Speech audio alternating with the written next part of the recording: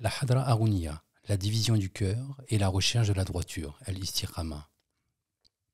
Assise du cheikh éducateur Sidi Mohamed Fawzi al-Kerkari, radiallahu anhu, vendredi 25 Jumadat Tania, 1435 de l'Hégire, 25 avril 2014. La Hadra Harouniya, la division du cœur et la recherche de la droiture. Les connaissants par Allah ont, au cours de l'histoire, considéré et divisé le cœur de différentes manières, chacun le partageant selon son état et son degré spirituel. Certains l'ont ainsi divisé en fonction des jours de l'année et en ont fait 365 parties. D'autres l'ont divisé en fonction du nombre d'heures que contiennent le jour et la nuit et partagèrent le cœur en 24 parties.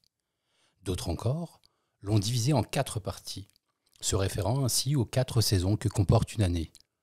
Cette manière de diviser le cœur intervient bien évidemment au travers de la vision pieuse. Il ne s'agit pas du fruit d'une réflexion personnelle qui, bien qu'elle peut parfois s'avérer juste, demeure tout de même sujette à l'erreur. Quant au fait que le cœur ait été divisé par les gens d'Allah selon les jours, les heures ou les saisons, cela ne fait pas référence à ces 3 choses en elles-mêmes, car il ne s'agit là que de créatures du monde sensoriel, al-mulk, non. Il s'agit plutôt d'une manière de puiser dans les sens profonds de la parole du prophète, sallallahu alayhi wa sallam, et plus particulièrement du hadith qui dit « N'insultez pas le temps, ad-dar », car ad-dar, c'est Allah, rapporté par Muslim. Quant à ceux qui s'en tiennent aux créatures inexistantes, ils demeurent voilés de l'existant. Le Harif considère son cœur comme étant la lettre Ha, le zéro du fana. Et il s'en tient à cette division de l'inexistant. Il accède alors à ce que l'on appelle la vision. Al-Ifiyya. Allah était et rien n'était en dehors de lui, rapporté par Al-Bukhari, qui permet alors, en observant les différentes lettres de l'alphabet arabe, de ne pas se laisser voiler par les différentes courbures et de toujours voir en elles le flux primordial du alif.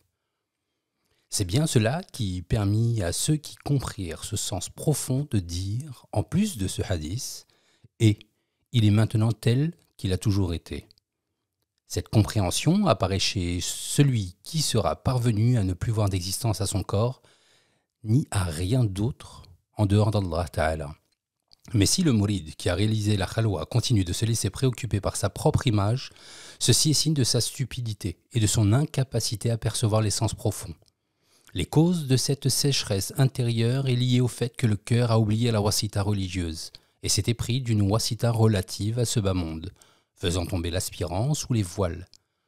De fait, le cœur penche systématiquement vers ce qui le domine.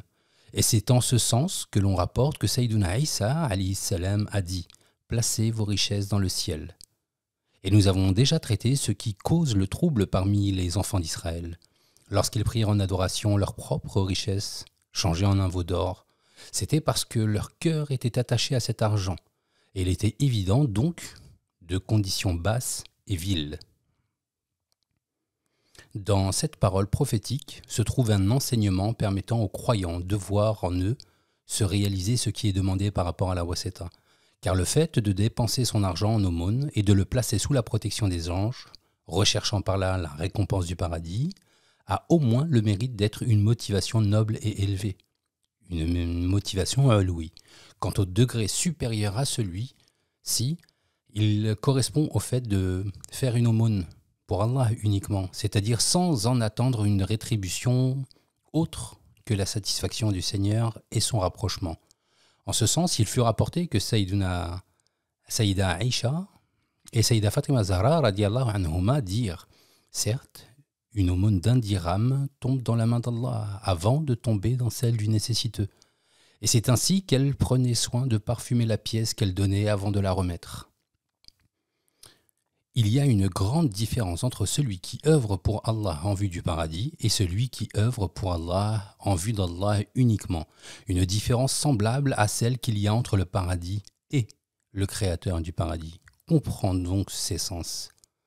Ne goûte à la saveur de la wasita et ne connaît la réalité du lem que celui qui est devenu lui-même entièrement dédié à Allah, lillah, se dépouillant de tout autre que lui, s'innocentant de tous les côtés bas et vils de la nafs, et parvenant à la nafs mutma'ina, la nafs apaisée. À ce moment-là, il accède à la rectitude, à l'istiqama, la rectitude de l'esprit. Lorsqu'il regarde le lem, il ne voit rien d'autre qu'un alif, grâce à la pureté de sa vision. Et ceci n'a lieu que lorsque les apparences inexistantes s'effacent de la vision du mouride. Quant à celui qui s'en tient toujours à elle, il demeure voilé de cette réalité. La vision du lem de la wasita en tant que alif est la vision même du serviteur Rabbani désigné par la parole du prophète sallallahu alayhi wa sallam. Allah Ta'ala a certes dit « Celui qui prend en hostilité l'un de mes saints, quand bien même ce serait pour ma cause, je lui déclare la guerre, et mon serviteur ne s'est pas approché de moi par une chose qui m'était plus aimée qu'au travers de ce que je lui ai prescrit. Et mon serviteur n'a de cesse de se rapprocher de moi par des actes volontaires jusqu'à ce que je l'aime. Et lorsque je l'aime, je deviens son ouïe, par laquelle il entend, sa vue par laquelle il voit, sa main par laquelle il châtie, sa jambe par laquelle il se déplace. S'il me demande, je lui donne, et s'il sollicite mon secours, je lui accorde. » Rapporté par Bukhari. Quant à celui qui s'en tient au caractère humain, il sera privé du secret de l'élite. Nous comprenons maintenant pourquoi on différait les manières de regarder, considérer la wasita par excellence. Sayyiduna Muhammad sallallahu alayhi wa sallam, celui pour qui il fut révélé. Il vous est certes parvenu un messager issu de vous-même. Min anfusikum, sourate 9, verset 128. Ainsi, chacun le considéra selon le degré de sa nafs. Celui dont la nafs est amara, qui enjoint au mal, ou lawama, qui se blâme, se limite à sa vision corporelle. Celui dont la nafs est mutma'ina, sa nafs apaisée, voit primer la vision de sa réalité spirituelle. Quant à celui dont la nafs est kamila, la nafs réalisée, il contemple la perfection mohammedienne en joignant les visions corporelles et spirituelles. Ceux qui se limitèrent à la vision corporelle demeurèrent avec son caractère humain. Et s'ils se mettaient à parler depuis leur degré spirituel, leurs mots seraient limités car restreints au fana. Quant à celui qui est de nature spirituelle, ses paroles sont nobles et élevées. Les anges ne peuvent les saisir afin de les noter. Pas plus que ne le peuvent des diables dans le but de les pervertir. Ceci parce que leurs mots prennent leur source dans le secret de la sincérité absolue. Al-Ikhlas. Le harif commence ainsi donc par considérer toute chose comme étant un ha. Puis il s'élève spirituellement et se met à voir ces choses comme un lem. Puis il s'élève encore et se met alors à les considérer comme étant un alif. Celui donc qui considérera son propre cœur depuis l'état que l'on appelle dans notre tariqa al-masasul alif, verra ce dernier pencher en direction du lem. Le alif est quant à lui un trait que tu peux étirer à volonté. Et c'est pour cela que l'on dit qu'il apparaît dans l'ensemble des lettres de la même manière que le chiffre 1 apparaît dans l'ensemble des chiffres. Celui donc qui parvient au masasul alif et regarde en direction des lettres ne verra en ces dernières qu'un alif. Puis, s'il regarde une seconde fois, il verra un lem. Et s'il les regarde une troisième, il verra un ha. Et tout ceci est un état particulier réservé aux gens de la vision à l'état d'éveil, que ne peut atteindre personne d'autre qu'eux. Par exemple, si tu vois apparaître un ha, et que tu cherches en lui avec précision jusqu'à le faire retourner au alif primordial, et que tu demeures avec lui dans l'état d'amour, hub, alors tu verras apparaître en lui, après ceci, un lem, et ton désir ardent pour lui augmentera car la valeur numérique du lem est de 70, du nombre des voiles séparant la créature de son créateur. Puis-tu considérer ces mêmes lettres en le fait qu'elle n'est que fana, et que comme toi, elle est inexistante, comprise dans le secret du ha. Ainsi, tu liras le mot illah, Dieu, alif, lam et ha. Et si le flux des sens profonds du alif se manifeste à toi, tu connaîtras alors 3 degrés. Ces 3 degrés, le jabarut, le malakout et le mulk. Voyons ce schéma explicatif. Schéma visible sur le site elkarkari.fr. À ce moment-là, tu comprendras pourquoi les gens d'Allah appelèrent le ha ou l'arshiyya. Pourquoi la valeur du numérique de cette lettre est 8 et pourquoi Allah subhanahu wa ta'ala jura par cette lettre à 7 reprises dans son livre, en lui faisant suivre le mime mohammedien. Tu accéderas à tout ceci par l'intermédiaire de la vision à l'état d'éveil, la mushahada. Et ce qui est dit ici se dirige aux gens qui en ont. Tu procéderas de la même manière avec l'ensemble des lettres, en les considérant d'abord comme un ha, puis comme un lem, et enfin comme un alif, jusqu'à accéder à la connaissance de la réalité de chacune d'entre elles. Quant à nous, dans la Hadra Harouniya, nous apprenons la vision à partir du alif, de par le fait que cette Hadra est celle qui nous initie au Messas ou l'alif, composé de 3 degrés. Le degré de la Risala, qui est relatif au messager, qui se trouve tout en haut du alif. Le degré de la Wilaya, relatif au saint, qui se trouve au milieu du alif. Et le degré de la Nubuwa, relatif au prophète, qui se trouve tout en bas du alif. Et on représentera ceci de la manière suivante. Schéma disponible sur le site elkarkari.fr. Sayyiduna Moussa alayhi salam est un messager d'Allah, suscité aux enfants d'Israël. Quant à Sayyiduna Haroun alayhi salam, il est le prophète d'Allah et le représentant de Sayyiduna Moussa au sein de son peuple. Les preuves indiquant que Sayyiduna Haroun était un prophète et non pas un messager sont nombreuses, et parmi elles, mentionnons le verset « Et par notre miséricorde, nous lui donnâmes Haroun son frère comme prophète ». Sourate 19, verset 35. Un hadith rapporté par Mus'ab ibn Sa'd, selon son père, dit aussi que le messager d'Allah, sallallahu alayhi wa sallam, partit un jour vers Tabouk et se fit représenter en son absence par Sayyiduna Ali, qui lui dit « Me choisis-tu comme représentant auprès des femmes et des enfants ?» Il répondit « N'es-tu pas satisfait d'être pour moi ce que fut Haroun à Moussa, excepté qu'il n'y a pas de prophète après moi ?» rapporté par Al-Bukhari et Muslim. La mention de l'exception dans ce hadith est la preuve de la prophétie de Sayyiduna Haroun alayhi salam. Les gens de science ont par ailleurs établi que si tout messager est un prophète, en revanche, tout prophète n'est pas forcément un messager. Et de plus, tout prophète et tout messager est un saint d'Allah. Ibn Taymiyyah rahimahullah dit « Et il est connu que tout messager est un prophète et que tout prophète est un saint. Et cette règle n'est pas valable dans l'autre sens. Pour cette raison, la réalité du alif est réunie en chaque messager, selon ses 3 degrés. Quant au prophète, sallallahu alayhi wa sallam, il n'apparaît en lui que 2 degrés, la sainteté et la prophétie. Ainsi, lorsque Sayyiduna Moussa alayhi salam partit au rendez-vous de son Seigneur, il laissa à son peuple son frère Haroun. C'est donc comme si, durant cette période, était resté avec le peuple la moitié inférieure du alif, qui de ce fait avait un impact amoindri sur eux, au point que les cœurs des gens se tournèrent vers l'or et prirent en adoration le veau, parce qu'ils avaient perdu la moitié supérieure du alif correspondant à la messagerie, à la risala, qui était en la personne de Moussa alayhi salam. Et lorsque, dominés par leur passion, ils refusèrent d'écouter Sayyiduna Haroun alayhi salam, qui leur interdisait l'adoration du veau, ils perdirent la moitié inférieure du alif correspondant à la prophétie, à la nubuwa. Lorsque Moussa alayhi salam revint auprès des siens, et lorsque les parties supérieures et inférieures du alif furent de nouveau réunies, c'est-à-dire lorsqu'il empoigna son frère par la barbe, il prit la tête de son frère en la tirant à lui. Sourate 8, verset 150. Il y a dans tout ceci des indications claires pour ceux qui savent voir au-delà des apparences. À ce moment-là, les chemins de la guidée furent de nouveau éclairés aux enfants d'Israël. En vérité, votre seul Dieu est Allah, en dehors de qui il n'y a point de divinité.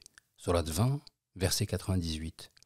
Où apparaissent le alif, apparaît avec lui la guidée et la rectitude, al-istiqama. Et l'imam Ahmed rapporte selon Abdullah ibn Mas'ud radiallahu anhu, le messager d'Allah sallallahu alayhi wa sallam traça de sa main un trait dans le sol, puis il dit « Voici le chemin d'Allah, le chemin de la rectitude, mustaqim. Médite et comprends ceci. Le retour des lettres à leur origine, donc le alif, te fera parvenir au degré de la servitude réalisée, al-ubudiyya at-tahqiqiyya, au travers de ton propre avilissement et de l'anoblissement de la seigneurie, la rububiyya. Ceci après que te soit parvenue la compréhension du secret de Bi, par moi, du hadith Qudsi qui dit « Et c'est alors par moi qu'ils me connurent. » La valeur numérique de la lettre Ba est 2. Celle du Ya est de 10, ce qui nous donne donc 12 pour le mot Bi. 12 correspond au nombre de lettres contenues par la parole La ilaha illallah. Cette parole est la parole qui réunit la négation et l'affirmation, ou dit autrement l'extinction, le fana, et la persistance, le baqa. Ou autrement dit encore la servitude, la ubudiyya et la déité, uluhiyya. Ce trait en forme de alif rectiligne, mustaqim, est en fait le trait du cheminement au travers des étapes et des élévations du cœur, et des élévations au cœur de la parole La ilaha illallah Muhammadun Rasulullah, au travers de la tendance du cœur du cheminant à pencher vers elle et à s'y accrocher jusqu'à ce qu'il lui soit donné de s'accomplir spirituellement en elle. C'est pour cette raison qu'il faut que tu prêtes une grande attention à ce vers quoi tend ton cœur. De quoi ou de qui s'agit-il? Où se trouve-t-il? Qu'attend-il de toi? La manière de le découvrir est on ne peut plus simple. Assieds-toi dans une pièce, seul dans le dernier tiers de la nuit. Place un miroir devant toi et adresse-toi à toi-même en toute sincérité à propos de tes œuvres, de tes désirs et de tes objectifs. Désires-tu Allah Azza wa Jal? Ou bien désires-tu autre que lui? C'est ceci que l'on appelle istifa al-qalb, la consultation du cœur. Comme il fut mentionné dans le hadith, consulte ton cœur. Rapporté par l'imam Ahmad et Albani, a dit que c'était un hadith Hassan. Si le cœur tend vers une affaire, il se soumet et s'humilie pour elle. Et si tu veux connaître quelle est ta valeur auprès d'Allah, fouille dans ton propre cœur et trouve-y quelle importance tu lui accordes. C'est ainsi que nous comprenons pourquoi les mécréants prirent en adoration les idoles en dehors d'Allah. Les cœurs ont tendu vers ces dernières par amour et soumission. Ils crurent en leur et leur accordèrent la prévalence, ce qui empêcha ces mêmes cœurs de recevoir les lumières de la guidée. Ainsi que précise le verset, certes, Allah ne guide pas un peuple mécréant. Sourate 5, verset 67. En effet, la guidée ne peut pas parvenir à un cœur que lorsque celui-ci est dépouillé de tout autre qu'Allah. Et plus le cœur sera vide de ce qui est autre qu'Allah, plus la guidée y pénétrera et s'y ancrera facilement. Comprends donc ceci. Les mécréants ont pris en adoration des créatures tout en sachant qu'ils adoraient ce qui était incapable de leur profiter ni de leur nuire.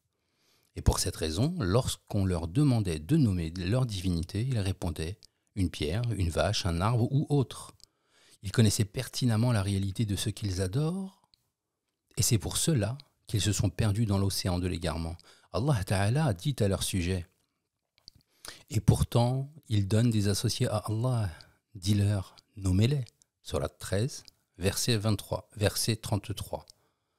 Ils les nommèrent donc par des noms de créatures, et c'est en ce sens que fut révélé le verset rapportant la parole de Sayyiduna Ibrahim. Demandez-leur donc si elles peuvent parler. Sourate 21, verset 63. À quoi répondit son peuple? Tu sais bien que celle-ci ne parle pas. Sourate 21, verset 65. Sayyiduna Ibrahim les plaça ainsi face au fait qu'ils connaissaient la réalité de ce qu'ils adoraient. Et c'est la raison pour laquelle Allah Azza wa Jal ne les a pas guidés. Parce qu'il leur a fait don d'une raison avec laquelle ils avaient la capacité de comparer et de comprendre. Mais ils préférèrent suivre leur passion et tendir vers les choses de conditions inférieures. Pour cette raison, fais très attention à ce que tes passions ne soient pas dirigées vers autre que lui. Et fais que ton cœur soit fermement attaché aux deux lemmes, le lem al-qabd et le lem de la ma'rifa. Car plus tu tendras vers la wasita, plus ton amour et ta vénération, dans le sens de ta'dim, non pas d'adoration. Car plus tu tendras vers la wasita, plus ton amour et ta vénération pour elle anéantira ton amour pour les 70 voiles te séparant de ton Créateur. Et alors, tu accéderas à sa connaissance. Ce qui t'empêche de vénérer la wasita, c'est ton propre ego, qui tend vers la soif de pouvoir ou le fait de vouloir être considéré par les autres, ou encore vouloir s'approprier les mérites de la science et de la connaissance divine sans le retourner à son origine, le sheikh, etc. C'est pour cette raison que tout ceci est lourd à supporter pour ta nefs. Sache que c'est là le signe d'un manquement en toi-même. Mène ta nefs vers le lemme, et alors les créatures seront menées à toi. C'est pour cela que la connaissance de la nefs est la base de la science, car comme le dit la parole connue, celui qui se connaîtra lui-même connaîtra son Seigneur. Pour éduquer cette dernière, il te faudra la contredire et aller à l'encontre de ses désirs d'une part, et d'autre part la combattre jusqu'à ce qu'elle devienne apaisée, mutma'ina. Après cela, accompagne-la jusqu'à la présence divine. Les gens d'Allah ont établi des fondements afin de t'aider à creuser à la recherche de ce trésor qui se trouve en toi. Et ils firent s'habiller leurs mourides de la muraqa'a et ils demandèrent d'aller mendier dans les marchés, où ils étaient plus connus. Ils leur firent mettre le tasbih autour du cou jusqu'à ce qu'ils ne ressentent plus l'effet de ces exercices sur leur nefs, qu'il devienne pour eux égal de porter ces choses ou non, et que ne leur importe plus que le regard qu'Allah avait sur eux, et non plus celui des gens. La mise en pratique de ces enseignements fondamentaux te libérera donc des chaînes de ta nefs, jusqu'à te permettre de goûter à l'absolu. Celui donc qui parviendra à porter la muraqa'a ou bien le tasbih autour du cou, comment vagabonderait-il dans le désert? Comment irait-il les pieds nus et invoquerait-il son Seigneur dans les marchés? Comment dormirait-il dans les cimetières afin de goûter à la réalité de la nuit, de la tombe dans cette vie avant l'autre? Préparez-vous à une nuit au cours de laquelle vous n'aurez plus d'autre compagnie que la solitude. Embellissez vos jours d'œuvres pieuses, afin que durant cette nuit vienne à vous l'homme de belle allure, représentant vos œuvres. Celui-ci vous accompagnera et vous fera oublier ceux que vous avez laissés dans le bas monde. Par l'effort réalisé contre la nefs, ce monde t'apparaîtra selon sa réalité, le néant. Un néant qui n'a d'existence que par celle d'Allah subhanahu wa ta'ala. Alors Allah te fera don d'une lumière par laquelle tu connaîtras l'essence de sa proximité. Ta vision de cette lumière se fera par ton œil interne et cette vision ne sera pas celle d'Allah lui-même, mais plutôt celle de son attribut, la lumière. Quant à Allah, les regards ne peuvent l'atteindre, cependant qu'il saisit tous les regards. Sourate 6, verset 103. Pour ce qui est de ta description de cette lumière, elle doit s'en tenir strictement à celle qui fut faite dans le Coran, c'est-à-dire qu'elle doit être celle du cristal dans lequel apparut la lumière. Quant à la lumière elle-même, elle n'a pas de couleur, et tu n'as pas la capacité de la décrire. L'esprit perçoit la douceur des flux spirituels, mais le corps, lui, est limité et ne voit que les choses dures et matérielles. C'est pour cela que dans ta mushahada, tu vois ton esprit sous l'image de ton propre corps. Tu vois ainsi le paradis et l'enfer. Tout ceci par l'œil de ton cœur. Au travers de ta vision de l'exemple de la lumière, un exemple de sa lumière, sourate 24, verset 35, tu connais sa proximité. Quant à lui, sache que la reconnaissance de l'incapacité à accéder à sa connaissance est la connaissance même. Si donc tu te vois capable de décrire le alif, comment pourrais-tu décrire celui qui l'a créé? Les lumières et les manifestations divines, tajaliyat, sont bénéfiques aux serviteurs qui les sait illimitées. Mais elles peuvent être aussi un voile si on s'en tient à elles. Quant à celui qui aura goûté au secret de la lumière et saura voir au-delà des images, celui-là ne sera pas voilé.